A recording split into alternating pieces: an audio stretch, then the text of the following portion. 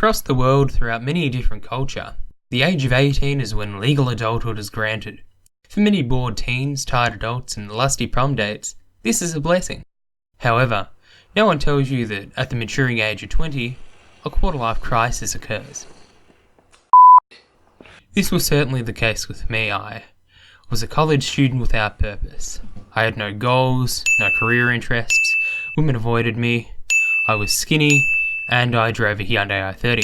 Essentially, I had become a millennial. However, I didn't really like this label, as the term millennial has gotten a little bit of a bad rep over the years. Of the United States of America. So I quickly evolved into what I like to refer to as a reluctant millennial. As a result, I looked for a way out of this negative rut I'd found myself living in. I thought about going into a career in writing, but this turned out to be too pornographic for me. I thought about reconsidering my investment in my arts degree, but then I realised I needed an actual career. I considered dropping my job and travelling, but then I realised I had no other way of supporting my various habits, addictions and vices. I even considered sports, but then I realised being a perfection such as myself would probably ruin the fun for the other kids. Suddenly, a shining light appeared before me, enveloping my soul like a phoenix rising from the ashes. YouTube. Numerous other brave souls had found success in this magical online land of the damned.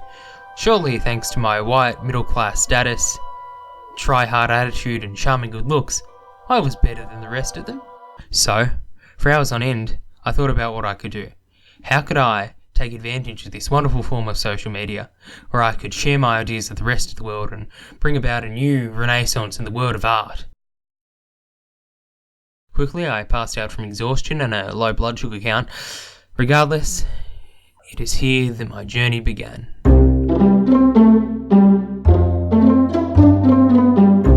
After waking up from my genetically induced coma, I decided to get some help. Hey, Danny, you there, mate? The bloody hell do you want? Danny O'Farrell O'Shaughnessy O'Devon O'Reilly was the young man who rented out our shed.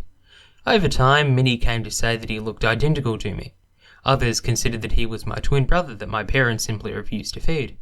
However, this would probably require them to choose me over something else, so I highly doubt that that theory is accurate. Anyway, those people were wrong. While I am a upper middle, lower, horizontal, diagonal class white boy born with a spoon in his mouth and crippling protein deficiencies, Danny was much, much more. A former soldier, a thespian, an immigrant on a witness protection visa due to his links with domestic terror organisations and the Betty Crocker Foundation, and most recently, a f***ing hermit. Oh, you've got a nice little setup in here. You've got tarps, you've got trash, you've got bats, and most of all, you've got everywhere. Oh mate, that's all nothing. You should see what I'm working on over here though.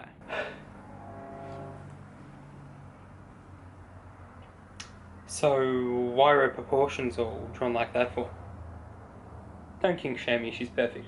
Anyway, ignoring all of this, I kind of need your help with something. Oh, do you need the stain removal kit again? Yeah, nah, we're not gonna discuss that here. No mate, just relax, okay? It's perfectly natural for boys your age to be going through this sort of stuff, and I'm here for you, alright? You know, that's a great Australian accent you've got there, mate. Yeah, it'd be a shame if some shady organisation was to find out that it was a fake one given to you by a certain government offering you asylum. If you see anything, or you kick your fuck. Anyway, you used to be kind of an expert with social media, didn't you? Now, I wanted to believe that the Irish were sensible people, despite believing in imaginary beings such as leprechauns and Sinead O'Connor, but Danny's reaction proved otherwise. Danny mate, what are you doing up there? You know exactly what I'm doing, mate. I'm not going on that bloody internet shot again. You can't make me. You see, Danny wasn't just some hermit living in my shed like a washed-up veteran. No. In reality, what many people failed to realise was that Danny was something much more. He was a failed YouTuber. Once, Danny had a channel with over 50 million subscribers, rivaling even the greatest YouTubers of our generation. He had it all: exclusive deals, waifus, magazine covers, and a crippling gambling addiction. But after a while at the top, tragedy struck. Carpal tunnel syndrome, also known as wanker's cramp, had crippled Danny's wrist from the inside, permanently damaging his ability to sit on his ass and use his keyboard all day. Since then, Danny was forced to flee from the media spotlight, dressing in rags and fisherman's gear to cover the shame. From that day forth, a star was torn, and his reaction to my offer was just further evidence of such. Just because you fell from grace a couple years ago doesn't mean you have to go full jackass, does it? A fall from grace, it was a fall from life itself. I had it all and it was all taken away from me. I had awards crowning my achievements. Bloody mansion on the River Nile. I was dating ASMR artists. I had a diamond pickaxe, for Christ's sake, Brandy. Not just that shit those Minecraft kids use, an actual diamond pickaxe.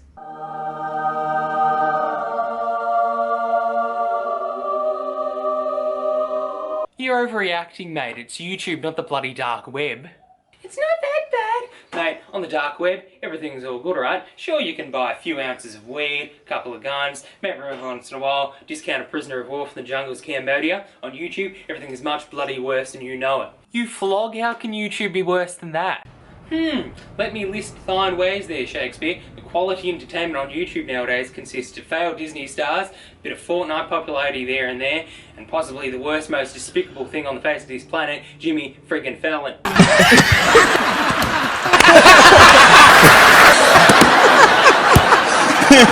I know which is worse, mate, and it sure as hell isn't the website where you can buy organs on a 2 for $40 sale. All I want to do is film a few vlogs and get a bit of cash on the side. Is that really so bad?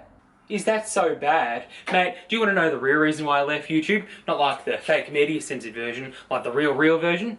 Issues resulting from child labour laws and unresolved marital disputes?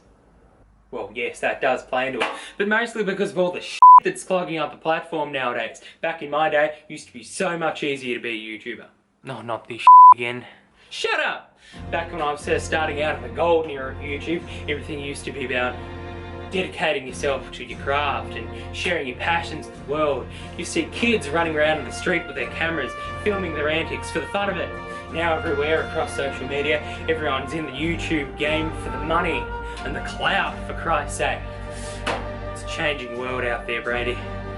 And if all it takes to rise to the top is filming yourself face down in the gutter with a couple cruiser bottles hanging out of your pants, or taping yourself playing a video game so people can toss money at you, then I don't want any part of it.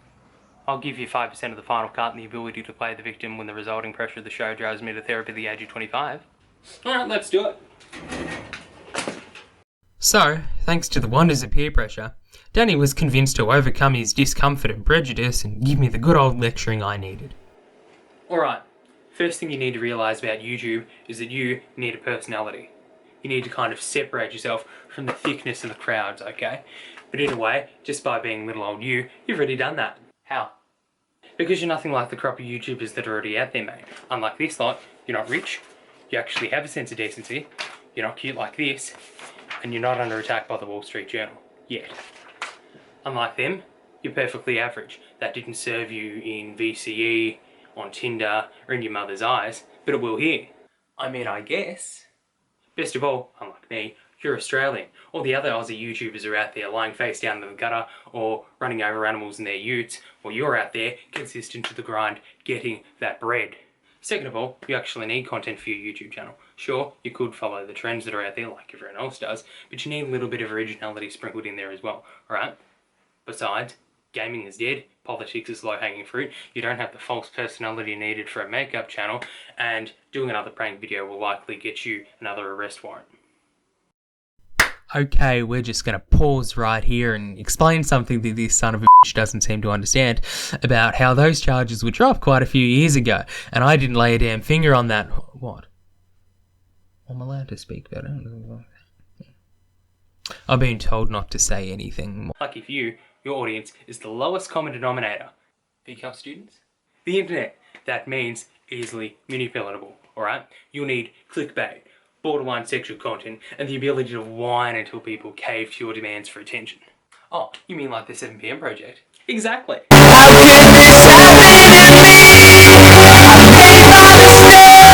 Finally, you need to realise that YouTube isn't just a simple job or a hobby.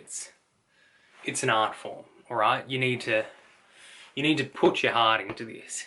You need to go out and film something you truly love. Dedicate yourself to it. Make it a part of your life. Then subdue it with a chloroform rag and ransom it off for millions to its family, all right? At the end of the day, I'm pretty sure that no matter what you do, you could probably beat the millions of Americans out there with their silly food review channels and their fixed boxing matches. I mean, imagine being part of a country that lost a war to a bunch of rice farmers of sticks, for Christ's sake. I mean, how cucked do you have to be in order to stoop that low? I mean, they had the entire military behind them, whether it be tanks, airstrikes, and a full governmental force. But on the other hand, it all started to cripple one. And so, I was on my merry way. I was about to film something with heart, with soul. Something that had never been seen before in the world of social media or crappy memes. I was about to go walkabout.